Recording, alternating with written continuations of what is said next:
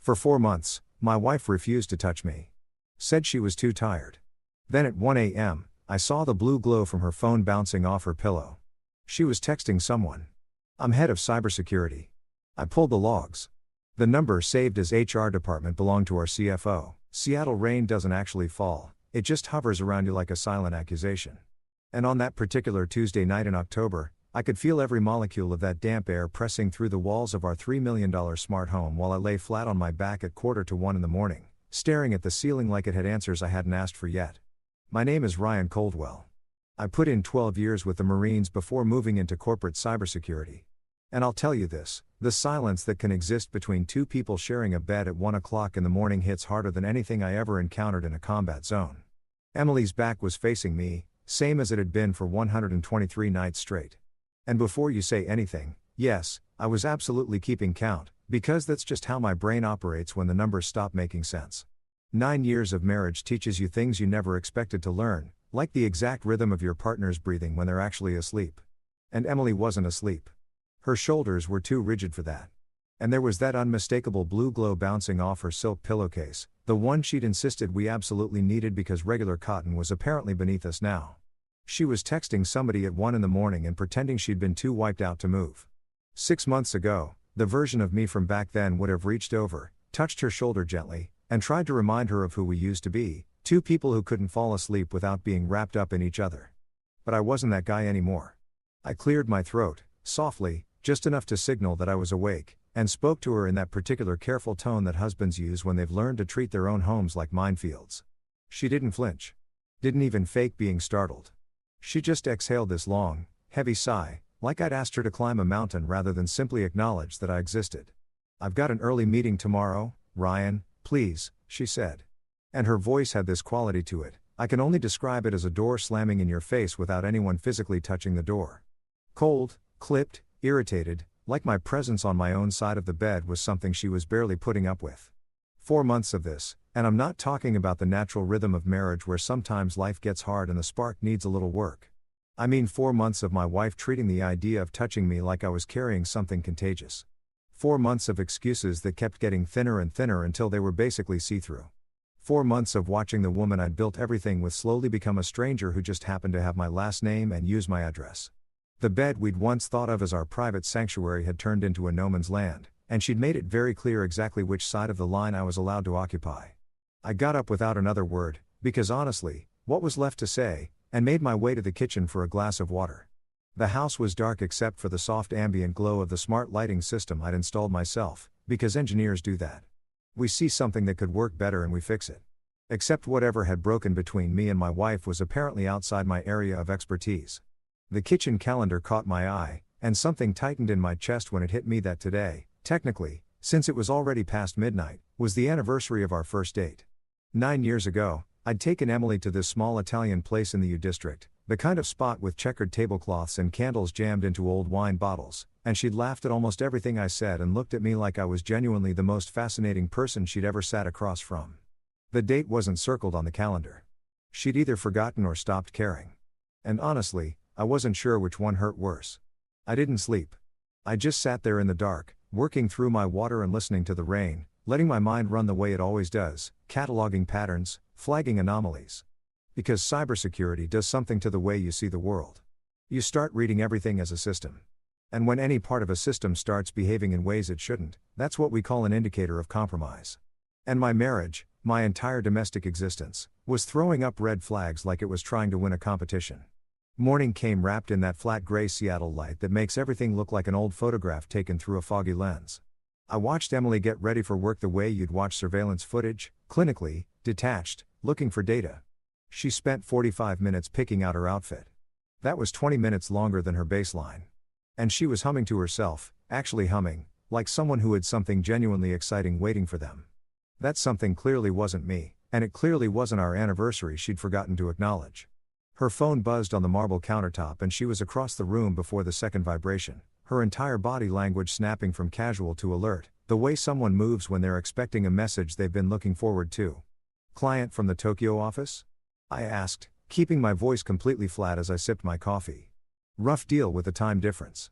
She glanced up at me with those green eyes I used to think were beautiful and now mostly just read as calculating, and she gave me the professional smile, the one that stops well below her actual eyes. You know how it goes. Global business doesn't take days off. What I knew was that North Peak Energy had shut down their Tokyo operation 6 weeks earlier due to restructuring. What I also knew was that my wife had just looked me dead in the face and lied without the slightest hesitation. And what I knew above everything else was that the woman standing in front of me in her expensive dress and her designer heels was not the same person I had married. She'd become someone else entirely. Someone who looked through me like I was a piece of furniture. Someone who fabricated stories about phone calls, worked implausibly long hours, and came home carrying the scent of someone else's perfume and restaurant food I'd never been invited to share. After she pulled out of the driveway in the BMW she'd insisted we needed because her Lexus was apparently too embarrassing to be seen in at the North Peak garage, I sat down at my home office computer and got to work. I'm the head of cybersecurity at North Peak Energy. That comes with access to things most people don't even know exist, and more importantly, it comes with the skills to locate things that people are convinced they've buried. Some men in my position would have exploded, screamed, broken things, demanded the kind of answers that don't actually change anything. But I wasn't some men. I was a former Marine who'd spent 12 years learning that the first principle of any operation is intelligence. You never show your cards until you're ready to play the hand. First thing I did was pull the GPS data from Emily's company phone, which I had completely legitimate access to as the company's security administrator. What I found was interesting, in the way that things you already suspected being confirmed is a particular kind of interesting. On paper, her phone logged time at the office and at home, right where a dedicated marketing director's phone was supposed to be. But phones are leaky things. They leave traces in places people forget to think about. When I dug into the network logs, I found her phone had been pinging cell towers out near Bellevue on a consistent basis, specifically towers near a boutique hotel called the Silver Bay, the kind of place that's popular with executives who need a certain level of privacy more than they need a corporate discount rate. 40 extra miles a week on her odometer she couldn't account for. Regular visits to a hotel that had nothing to do with any marketing campaign I could find. And restaurant receipts for places serving oysters and champagne, which was notable because Emily had always told me she hated oysters. Said they reminded her of snot. Apparently her palate had changed, or more likely, someone else had been doing the ordering. The pieces started clicking together with the cold, mechanical precision of a puzzle you desperately wish you could stop working on but can't. The new gym habit. The hotel lobby perfume she'd started wearing. The way she'd started calling me Ryan instead of the nickname she'd used for years. The wardrobe upgrades. The late nights. The business trips that didn't line up with anything on her actual schedule. Every single detail was another data point in an equation I didn't want to solve but couldn't stop myself from calculating, because that's the part of my brain I can't turn off. It finds the truth whether I want it to or not. That night I stayed late in the server room at work. Nobody questioned it. I stayed late regularly and the hum of the servers was almost meditative, like white noise for a mind running at full speed.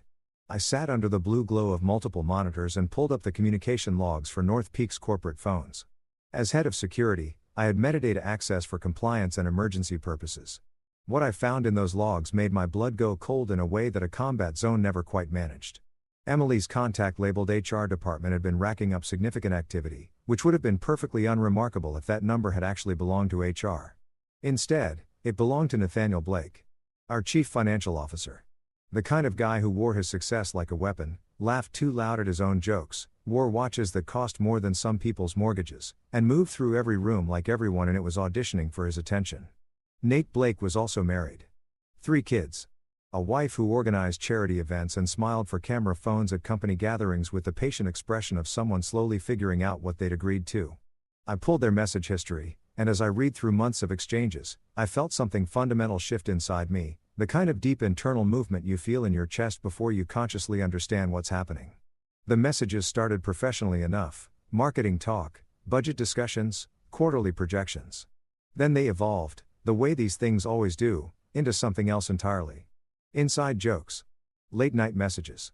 Conversations that made it perfectly obvious they weren't just reviewing spreadsheets over their working dinners. The one that hit me hardest was a message from 3 weeks earlier. My wife, the woman I'd stood in front of and made promises to, had written to her boyfriend, "That old fool Moore won't notice a thing. We can push through another 50 grand before the quarter closes." His response asked about the soldier boy at home, and her reply came back calling me harmless. A nobody who would be out of her life once the bonuses cleared. Harmless. A nobody. There it was in black and white, not suspected, not implied, but documented. The actual truth of how the woman I'd loved for nearly 10 years had come to see me. Not as a husband. Not even as a real obstacle. Just a placeholder. Something warm in the house while she built her actual life somewhere else. I sat in that server room for a long time. Just breathing. Just letting it all land and rearrange itself into something I could actually work with. An earlier version of me, younger, before I'd learned what uncontrolled emotion costs you in dangerous situations, might have driven straight home and detonated the whole evening. But that wasn't who I was anymore. I understood with total clarity that the woman I'd married had been gone for a while already, replaced by someone who viewed me as a line item. And the only real question remaining was what I was going to do about it.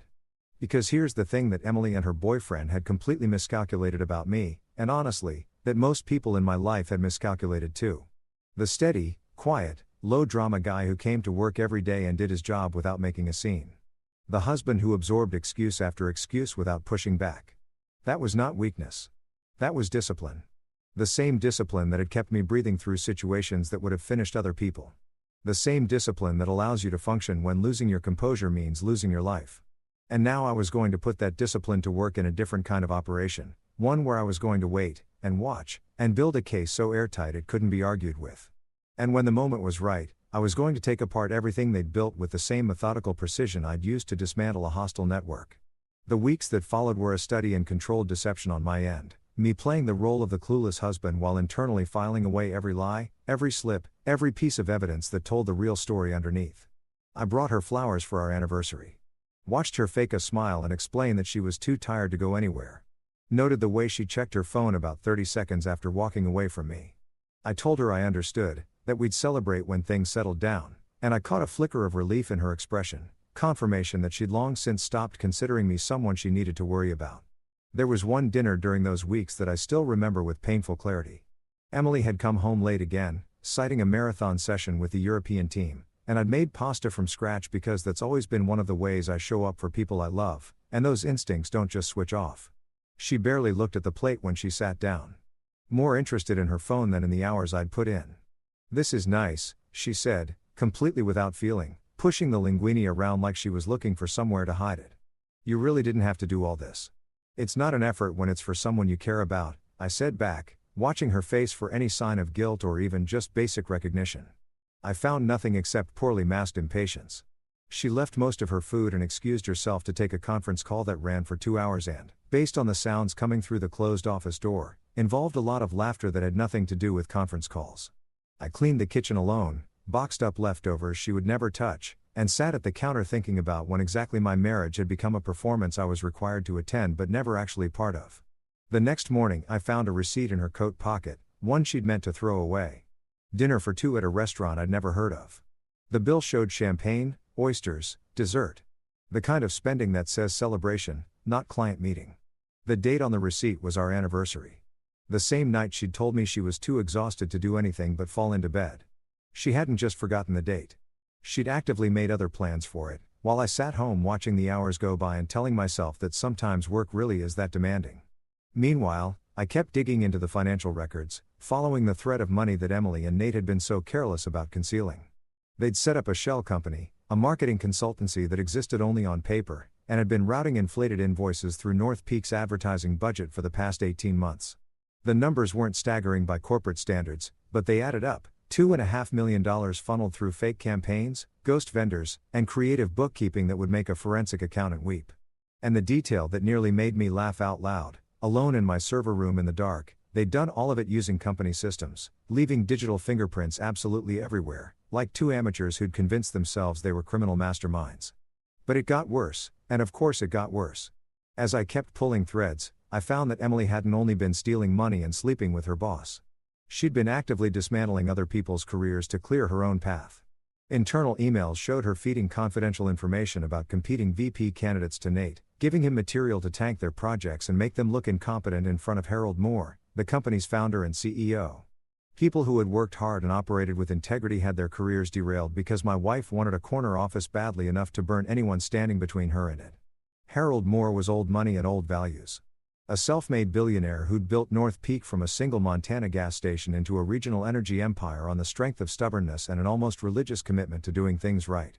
The kind of man who still sometimes answered his own phone and could recall by name employees he'd crossed paths with once at a company picnic 3 years back. He was also the kind of man who took betrayal personally, the kind of personally that has consequences. When I finished compiling everything, I knew exactly whose desk it needed to land on.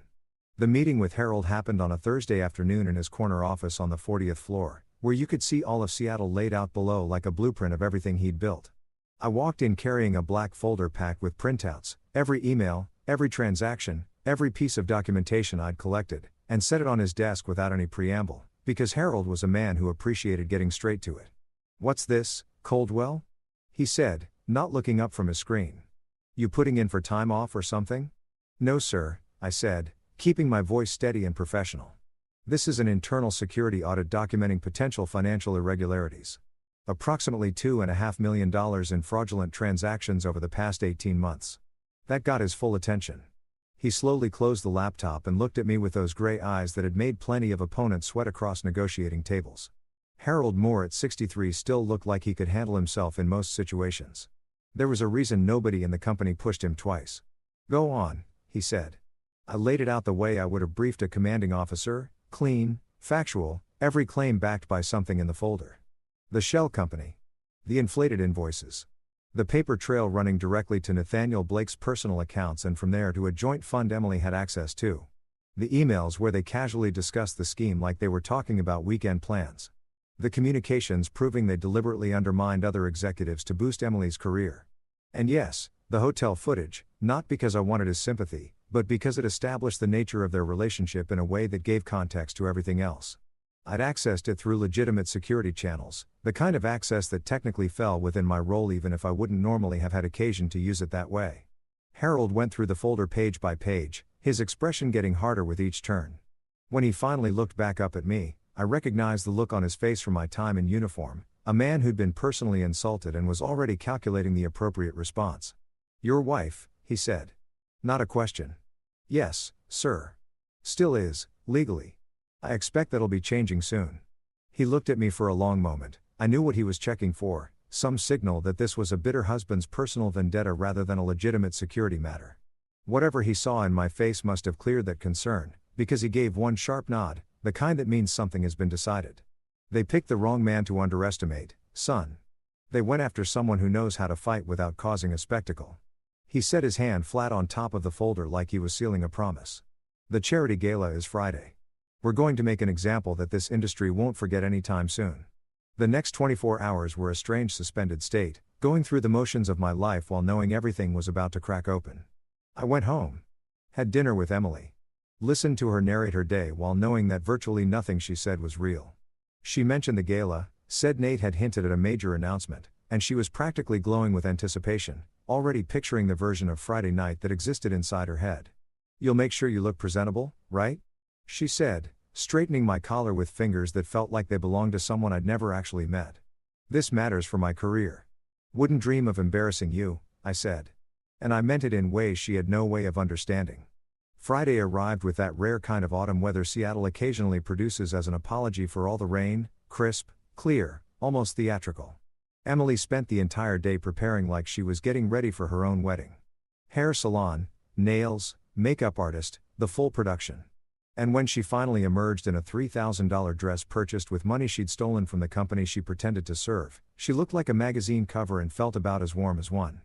I watched her study herself in the mirror for 20 solid minutes, rotating angles, examining details, like she was memorizing the precise coordinates of her own perfection. The vanity had always been in her, I suppose, but it used to come wrapped in self-awareness, moments where she'd catch me watching and laugh at herself. There was no laughter now. Just cold evaluation, like a product being checked before launch. "The emerald earrings or the diamonds?" she asked, holding one against each ear without actually directing the question at me. "The emeralds pick up your eyes," I said automatically, the kind of reflexive answer I'd given hundreds of times. She ignored it entirely and chose the diamonds.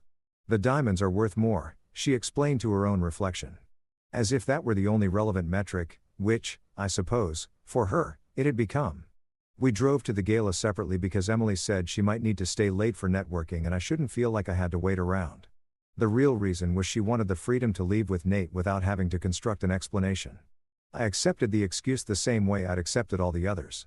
Let her keep believing I was the harmless nobody she'd written off. Let her walk into that ballroom thinking she was the smartest person in the building. The limo ride to the Grand Aurora was an exercise in studied distance, Emily texting the entire way, me watching the city lights slide past the window and keeping my mind deliberately quiet. She didn't notice my silence. Or she noticed and didn't care. Either way, it suited me fine. The man sitting next to her wasn't the husband she'd decided she could manage without. He was something else now, something she'd helped build with every lie and every scheme, and every morning she looked at me and decided I wasn't worth worrying about. I caught our reflection in the tinted glass, two people informal were close enough to touch, separated by a distance that had nothing to do with inches. I thought about all the times I'd ridden toward situations where the outcome was uncertain and potentially final.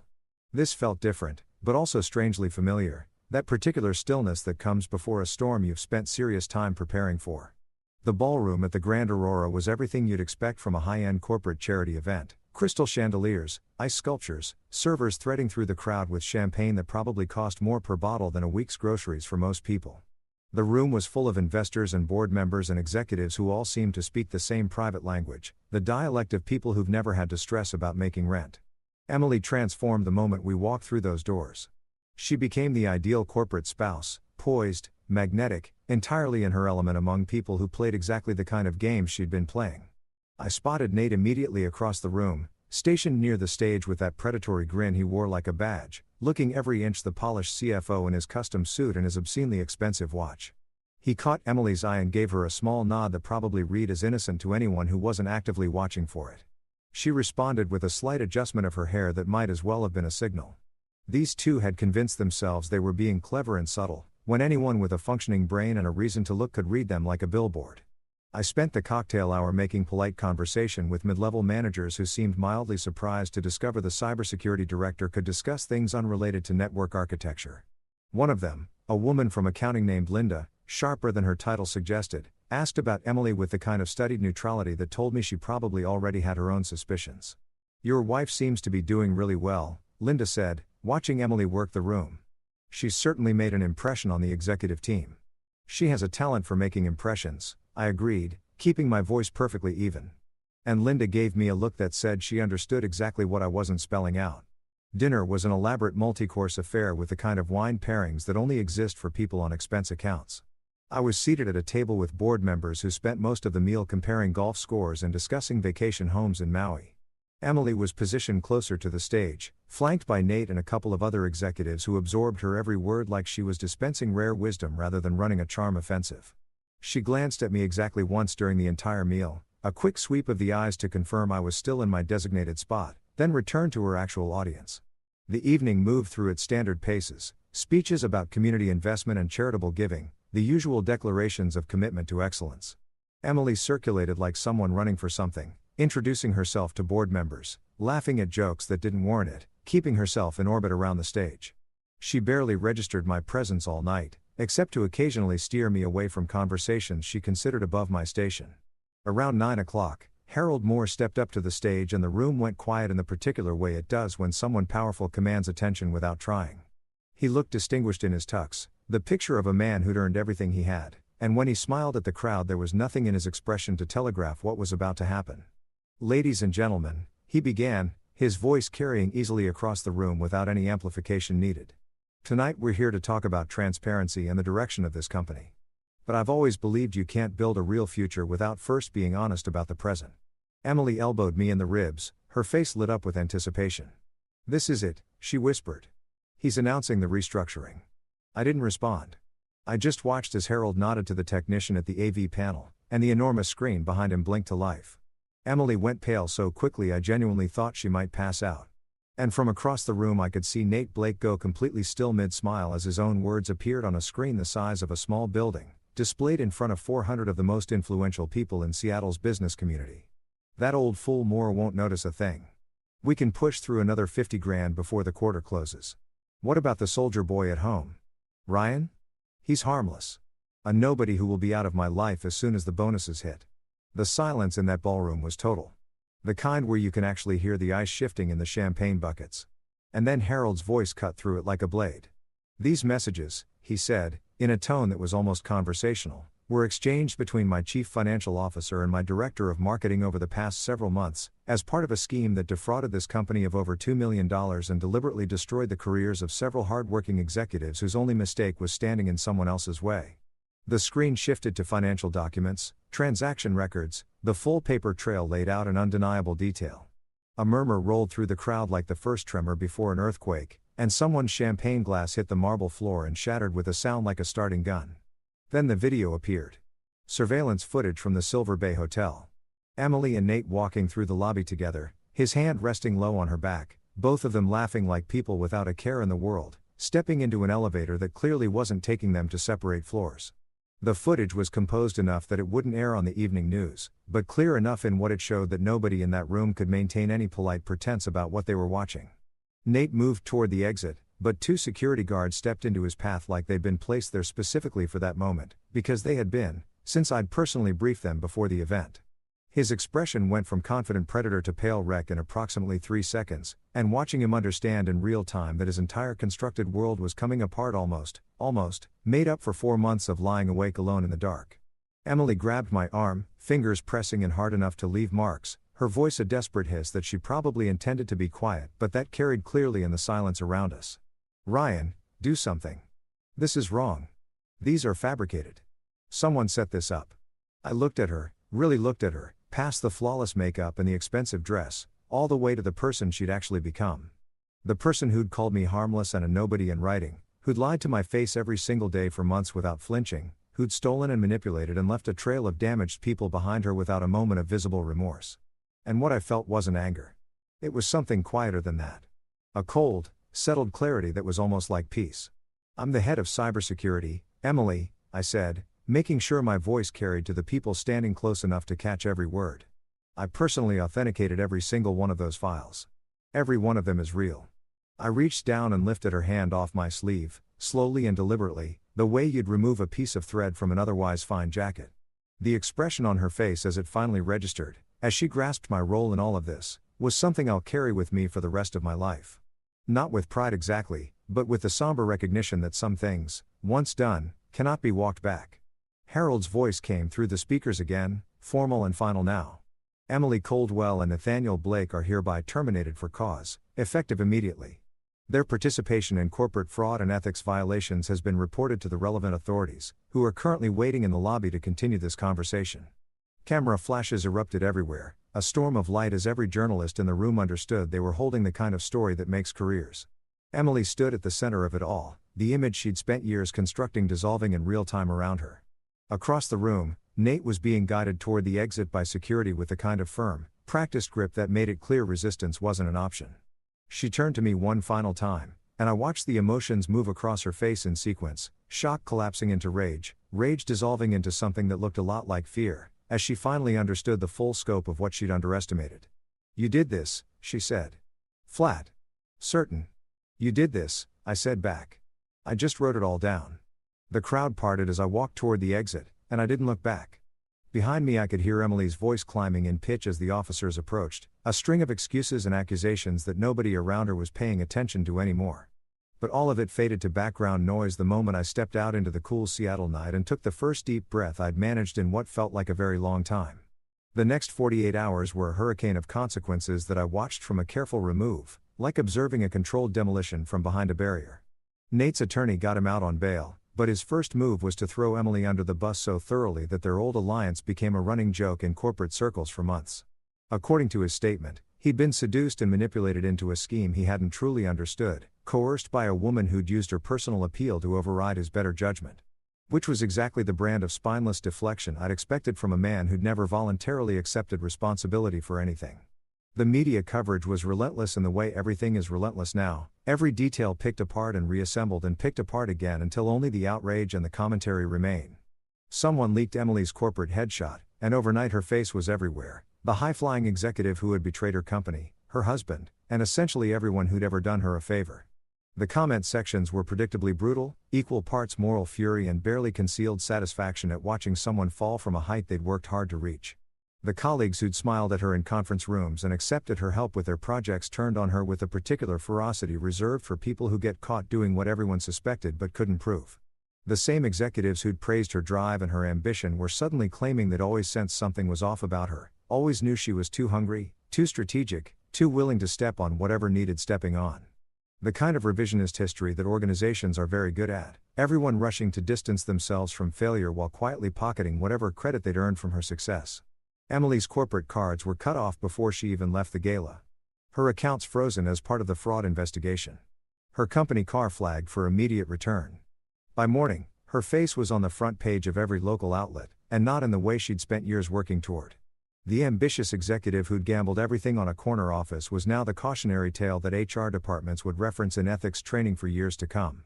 I got calls from reporters wanting quotes, attorneys wanting depositions, former colleagues wanting gossip dressed up as genuine concern. I didn't engage with most of them. This wasn't a narrative I needed to shape or a story I wanted to own. The documented evidence existed in court filings and financial records and corporate communications that would probably be studied in business ethics programs for a while. She tried to come home that night. Stood out in the rain by the front gate like something out of a movie, except this wasn't a romantic comedy, and there was no heartwarming moment of forgiveness coming. The gate code had already been changed, something I'd taken care of earlier in the day alongside a consultation with a divorce attorney who specialized in asset protection in cases involving spousal fraud. Her belongings were packed in boxes already softening in the Seattle drizzle, designer clothes and expensive shoes and all the physical evidence of a life she'd built on stolen resources and broken trust. I watched her on the security camera for a while. Watched her pound on the gate and then the door. Watched the mascara track down her cheeks in long black lines as the rain turned her from corporate predator into something smaller and harder to look at. There was a time when seeing her in distress would have brought me running, whatever she'd done. That time had passed somewhere between reading those messages and watching her lie to my face with no visible conflict whatsoever. She stood out there for nearly an hour, cycling between pounding on things and slumping against them. I found myself wondering what was actually going through her mind. Whether she was genuinely sorry or just sorry about the outcome. Whether somewhere behind all the calculation there was even a basic understanding of the difference. The rain kept falling, indifferent the way weather always is to human problems, the way life tends to be indifferent to people who've run out of chances they were never paying much attention to. Eventually she pulled out her phone, probably calling one of the friends who would soon discover that association with her had become professionally inconvenient. When I finally opened the door, I stayed on the threshold. The rain was coming down hard now, and Emily looked like a completely different person from the woman who'd spent the entire morning preparing for her own coronation. She reached for me the moment she saw the door open, her voice cracking with an urgency that might have been persuasive if I hadn't spent months cataloging every layer of her deception. "Ryan, please, you have to listen to me," she said, hands shaking, from cold, or fear, or both. "This is all being misread. If you just give me the chance to explain." "There's no we here anymore, Emily," I said, and my own voice sounded strange to me. Steady. Far away. Like I was reporting a weather condition to someone down the street. "There hasn't been one for a long time. You made that very plain in your own words." Those messages were venting. I was stressed. I didn't mean any of it. You know how much pressure I've been under. What struck me most in that moment wasn't her fear or her desperation. It was the fact that she was still doing it. Still lying, still pivoting, still treating me like the harmless nobody from her text messages. Even now, with everything around her in ruins, she couldn't find her way to the truth. Couldn't acknowledge what she'd done without immediately repackaging it as something someone else's fault. Some people never get there, never figure out that the tactics that got them into trouble are not going to be the tactics that pull them back out. I reached behind the door and produced a manila envelope, the kind that feels heavier than it should based purely on what it represents. "Divorce papers," I said, setting them in her hands. "And a restraining order. You're required to stay at least 500 feet from me, from this house, and from my workplace. The house was purchased entirely with my income and my inheritance, so you'll be taking your personal belongings and nothing beyond that."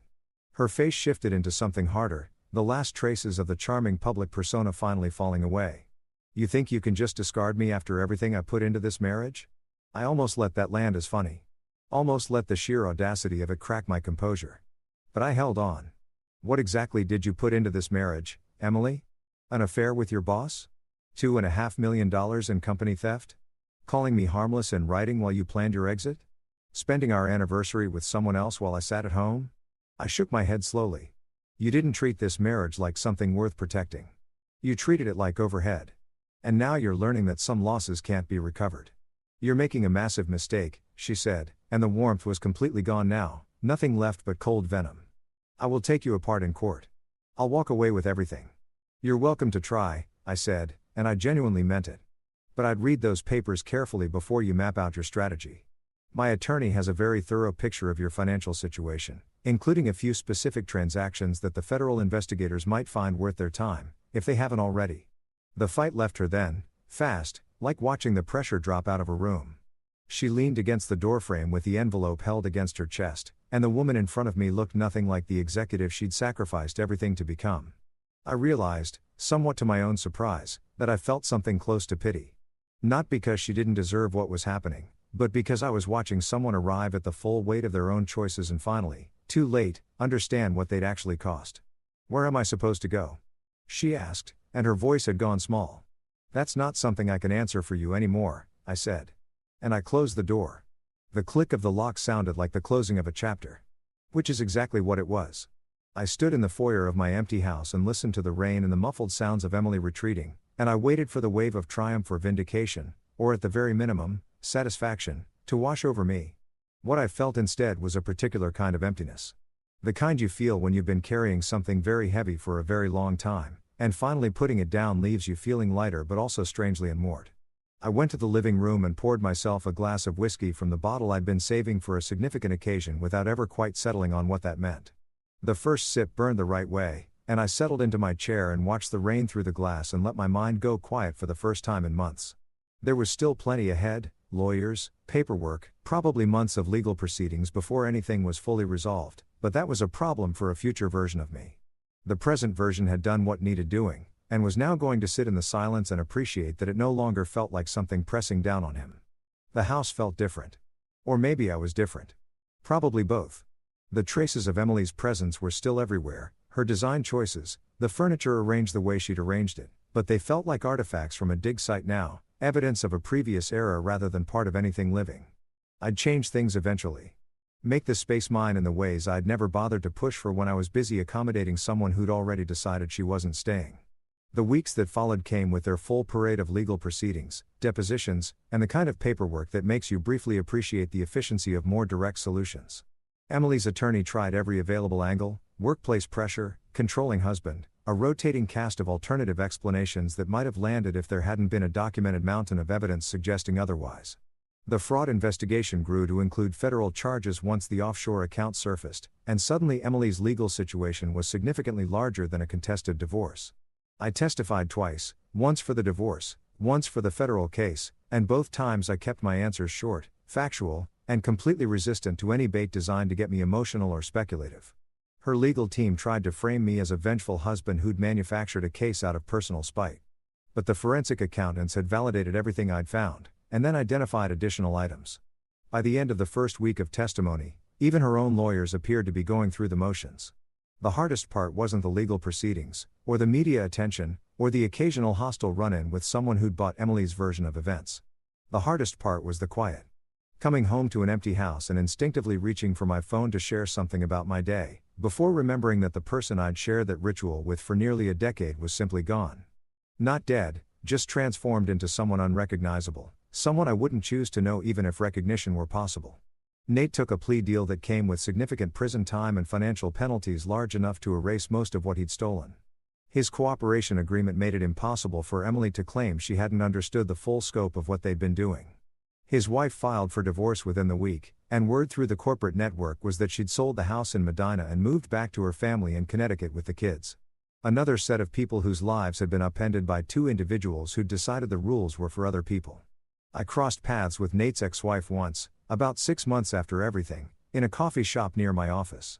She recognized me before I recognized her, which made sense, since my face had been in the news almost as often as her husband's, and she stopped at my table with an expression I couldn't immediately read. "Ryan Coldwell," she said. "Not a question." "Mrs. Blake," I said, not sure what else to offer. "Catherine, please." I think formality is a bit beside the point at this stage. She asked if she could sit for a minute, and we talked for about 20, two people whose lives had been taken apart by the same source, comparing notes on what rebuilding looks like. She was doing better than I'd expected. Had reconnected with people who mattered. Was putting together a version of herself that didn't depend on her husband's career or his web of lies. She thanked me, which I hadn't anticipated, for bringing everything into the light. The not knowing was the worst part, she said, stirring coffee she barely touched. Suspecting, but never being certain. At least now I know exactly what I was dealing with. I told her I was glad she was moving forward, and I meant it. After she left, I sat there for a while thinking about everyone whose path had crossed with Emily and Nate's operation, all the people caught in the wreckage of two individuals who'd been so certain of their own cleverness. Harold Moore called me into his office a month after the gala, and I arrived expecting either a promotion or a careful conversation about the boundaries of my information gathering. What I got instead was something I hadn't anticipated, a handshake and an offer of partnership in a new security consulting firm he was launching as a North Peak subsidiary.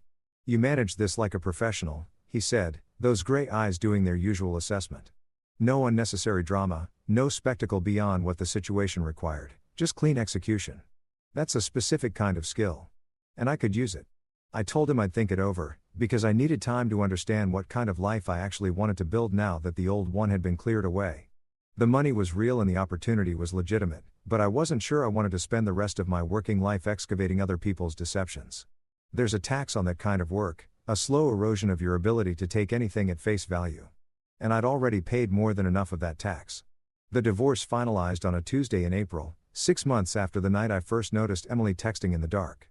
The judge had moved efficiently once the financial crimes were factored into the asset picture, and Emily's efforts to claim half of everything had collapsed under the documented weight of her own stated intentions to leave once the money cleared. She walked away with her personal belongings and her legal bills. And I walked out of that courthouse feeling something I hadn't felt in longer than I could accurately remember, the very specific freedom of having something heavy lifted off you that you'd stopped noticing was there.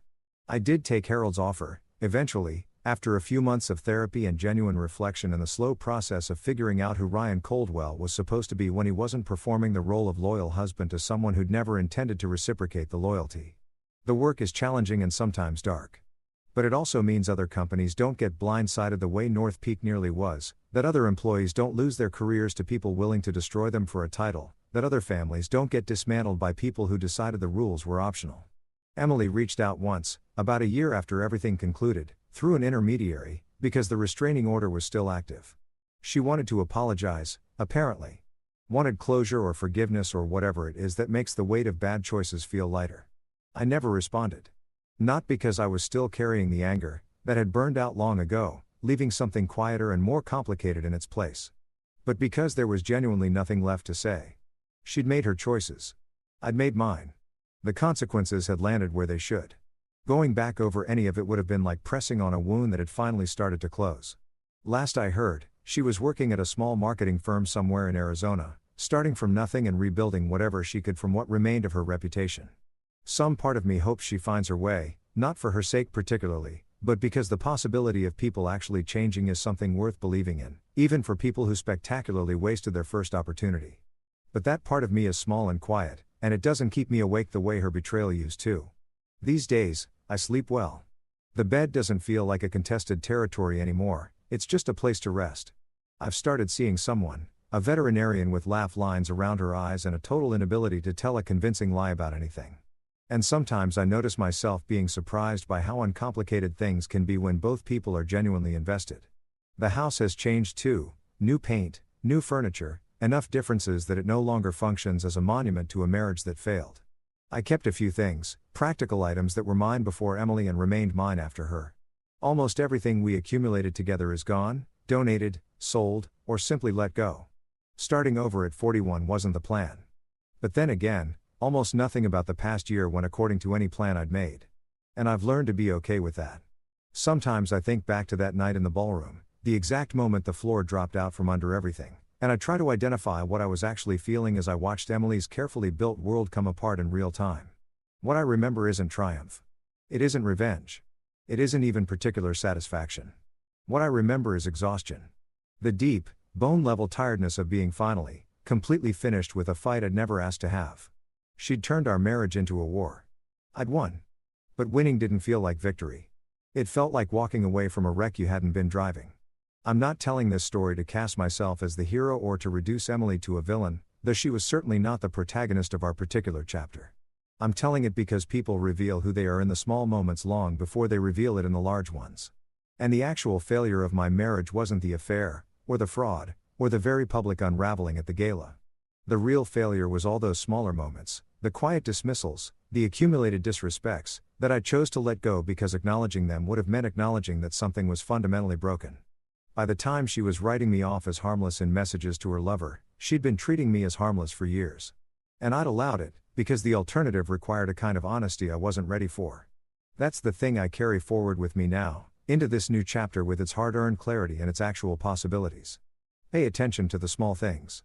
Trust the part of you that says something is wrong. And never let anyone talk you into believing your own peace of mind matters less than their convenience. The rain is coming down again tonight, same Seattle rain that's been falling longer than anyone around here can remember. And I'm in my living room with a glass of whiskey and absolutely nothing left to prove to anyone. The silence in this house isn't heavy anymore. It's just quiet. The kind of quiet that settles in after a storm has moved through and taken everything it came for. Tomorrow there will be work and complications and all the ordinary difficulty of living a real life in a world that doesn't factor in your feelings. But tonight, right now, there's just this, a man in his own space, at peace with his decisions, looking ahead at whatever's coming without fear or obligation or the slow accumulated weight of someone else's lies. And after everything that happened, honestly, that's more than enough.